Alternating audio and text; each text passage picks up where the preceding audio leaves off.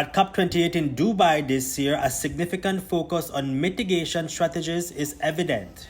What we've been doing through our policies, especially the nationally determined contributions, we've been saying that, you know what, all of our targets and actions, they're dependent on support from developed countries. And so we're asking here, through AOSIS also, for financial support, technology, and capacity building.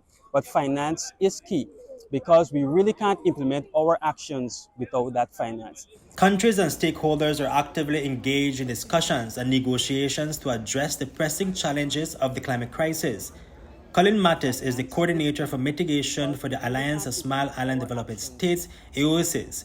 He participates in the negotiations, ensuring that SIDS like Belize get the finance needed for mitigation and adaptation. Climate finance is very important. Number one, we want to adapt to climate change.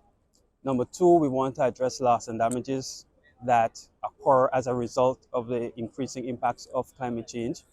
And number three, we want to decrease our emissions and achieve low carbon development. All of that takes money. And for states such as Belize, it sums up to billions of dollars. Mitigation efforts include proposals and initiatives aimed at reducing greenhouse gas emissions, transitioning to renewable energy sources, and implementing sustainable practices across various sectors. The discussions center on global efforts to meet emission reduction targets, advance technological solutions, and promote policies that contribute to the overall mitigation of climate change impacts. And these are urgent for vulnerable countries that continue to battle with the increasing effects of extreme weather conditions. It is bad because we don't have it in our power to change it. It's the big countries who have it in their power to change this not so slow, this actual acceleration beyond 1.5. 1.5 to stay alive is coming closer.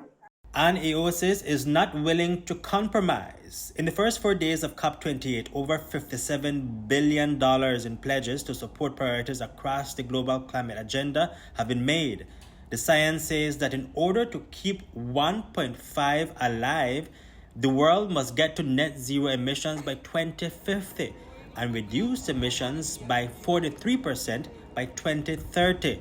But the signs are not good. It is very bad. We have signed the Paris Agreement in 2015. It came into force in 2016. Since then, even though we have promised to move towards reaching the 1.5 degree goal, emissions have gone up, investments in fossil fuels have gone up, production of oil and other fossil fuels have gone up. And so you would recognize that parties have said one thing, but they are doing another thing. Reporting from COP28 in Dubai, Hipolito Novelo, News 5. This reporting was delivered in partnership with the Commonwealth Foundation. Read more at commonwealthfoundation.com.